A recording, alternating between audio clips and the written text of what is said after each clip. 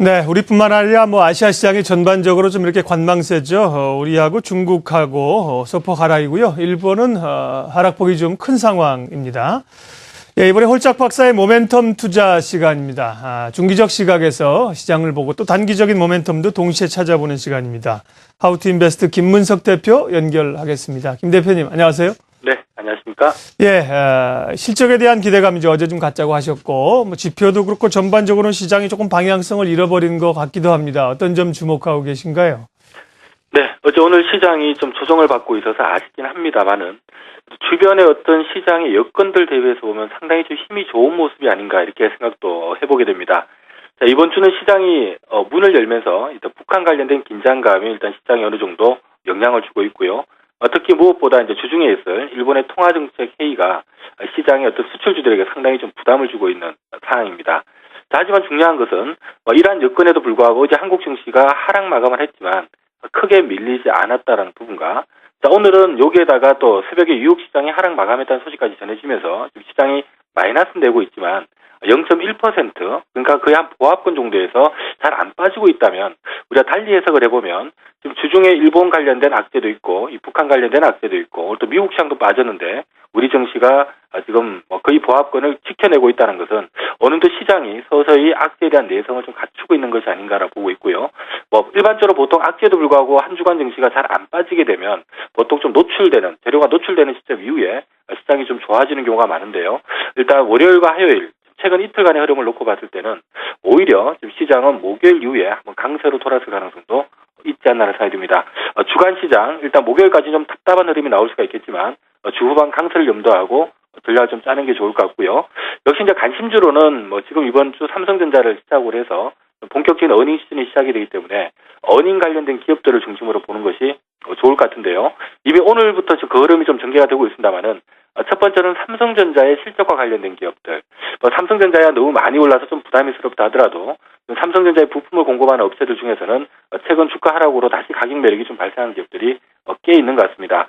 이번 삼성전자 1, 4분기 실적이 다소 예상치를 하회할 것 같다라는 의견들은 나오고 있지만 아마 이 부분 때문에 주 초반에 좀 주춤하더라도 오히려 삼성전자 실적 자체가 2, 4분기 성수기 실적에 대한 기대감으로 이어지는 모습이 나온다면 오히려 실적 발표 자체는 관련 이 부품 업체들 쪽으로 해서 어느 정도 시장에 좀 오히려 호재성으로 작용할 가능성이 높지 않나라 보고 있고요.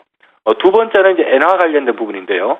역시 일본의 통화정책 회의가 예정돼 있다 보니까 엔저에 대한 부담이 있습니다. 이것 때문에 이틀 연속 자동차주들이 발목이 좀 잡혀 있는 상태입니다만은 역시 어제 오늘 이번 주 일본 통화정책 회의를 앞두고 있는 시점에서 자동차주들이 크게 안 빠지고 있다는 것은 오히려 그것이 노출된 시점 이후에 불확실성이 해소된다는 측면에서 좋아질 가능성이 있지 않나라는 생각이 듭니다. 그래서 이런 삼성전자와 이 자동차 이 두 가지만 놓고 본다면 국내 시가총액 비중을 꽤 크게 차지하고 있기 때문에 시장도 목요일 이후로 좀 올라갈 수 있을 거로 보고 있고요.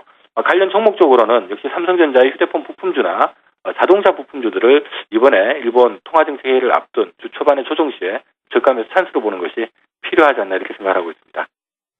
네, 주중반 이후에 주가가 상승적으로 좀 돌 걸로 예측을 하셨습니다. 삼성전자 관련된 부품주, 또 자동차주.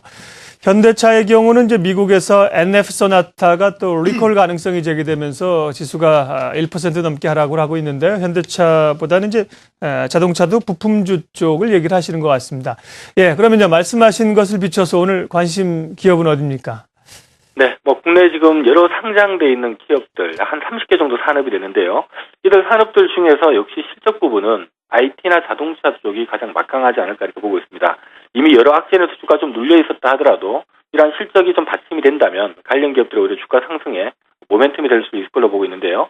자, 오늘 관심주는 이제 자동차 관련주라 볼 수 있겠는데요. 이 세방전지라는 회사를 좀 소개를 드릴까 합니다.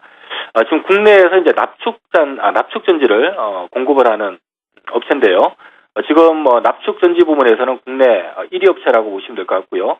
현재 시장 점유율 한 43% 정도, 연간 생산 대수가 한 1910만 대 정도가 되는데요. 그중에서 자동차용이 한 1760만 대 정도가 되니까 자동차용의 납축전지를 전문적으로 생산하는 업체다 이렇게 보시면 될 것 같습니다. 제가 중요하게 보고 있는 부분 중에 하나는 역시 안정적인 실적 부분인데요. 이 실적이 꾸준한 안정세를 보이고 있는 가운데 지금 주가는 사실 2년간 오른 게 없다면 계속 실적은 내고 있는데 주가가 오르지 못하고 있다는 것은 지금 주가가 이전보다 저평가되어 있다는 얘기가 되기 때문에 이러한 부분들이 이제 저평가된 구간을 이번에 실적 시즌을 맞이하면서 좀 해소다 할 수 있는 그런 시점이 되지 않을까라 보고 있고요. 특히 무엇보다도 현금을 많이 보유하고 있는 부분이 좀 안정성 측면에서 장점이 아닐까 이렇게 보고 있습니다. 세방전지 차트를 보면서 바로 좀 설명을 드릴 수 있도록 하겠습니다. 세방전지 2011년부터 최근까지의 주가 추이인데요. 5만 원권이 마의 경계선이었습니다. 5만 원권 진입하고 난 다음부터는 주가 계속적으로 올라가지 못하는 모습들이 전개가 되고 있는데요. 제가 좀 중요하게 보고 있는 부분 중에 하나는 이 5만 원의 어떤 저항대를 계속적으로 테스트를 하고 있다는 것 자체가 일단 첫 번째 중요하다고 보고 있고요. 두 번째는 이 5만 원대를 향해 가는 과정 속에서 조정폭 자체가 점진적으로 완화되고 있다는 부분. 앞서 말씀드렸던 것처럼 기업이 이익을 계속 내다보면 예전에는 성장 기대감에 주가 좀 올랐다가 좀 빠지더라도 이제 빠지면 싸지니까 주가는 올라가는 거거든요. 다시 올라갔다 빠질 때는 기간이 지나는 만큼 계속적으로 기업이 실적을 내고 있기 때문에 저평가 매력 때문에 점점점 저점은 높아질 수밖에 없고요. 이게 이제 부닥치는 시점에서 크게 시세를 내는 경우가 많은데 일단 최근 꾸준하게 돈을 벌고 있음에도 불구하고 주가가 5만 원권에 갇혀 있었다는 것을 감안해보고 이 기간 동안에 기업 가치가 빠르게 지금 올라오고 있다는 걸 감안해보면 이번 일단 신고가 갱신 시도가 한 차례 실적과 연계해서 나오지 않을까 이렇게 보고 있습니다. 참조적으로 세방전지의 기업 재무제표를 잠깐 좀 보도록 하겠는데요. 일단 순이익 자체는 2010년 이후로 지금 꾸준하게 연간 한 800억에서 한 1000억대 정도의 이익을 내고 있고요. 이제 시장에서는 올해도 한 1100억대 정도 사상 최대 순이익을 낼 걸로 예상을 하고 있습니다. 작년 말 기준 자본 총계가 한 5,800억 정도 되는데요. 이 중에서 현금 자산만 한 2,100억 정도 되고 있는 상태고요. 매년 1년에 한 1,000억 정도의 단기 순이익을 내면서 현금 창출 여력이 있는 그런 회사다 보니까 이러한 부분을 감안해 본다면 지금 5만 원대 아래는 좀 싼 게 아닌가. 그래서 이번에 5만 원권을 작년 말에는 한번 돌파 시도하다가 무산된 바가 있는데요. 이미 지금 꾸준하게 지금 이익을 내고 있는 상황들을 고려할 때 이번에 5만 원권을 한번 뚫고 신고가를 다시 재갱신하는 부분이 어닝 시즌에서 좀 포착되지 않을까 이렇게 보고 있습니다. 단기 목표 주가는 6만 원권 정도로 제시를 해드리겠고요. 하반기 7만 원권을 목표 주가로 제시하도록 하겠습니다. 네, 홀짝 박사의 모멘텀 투자 하우투인베스트 김문석 대표와 함께했습니다. 고맙습니다.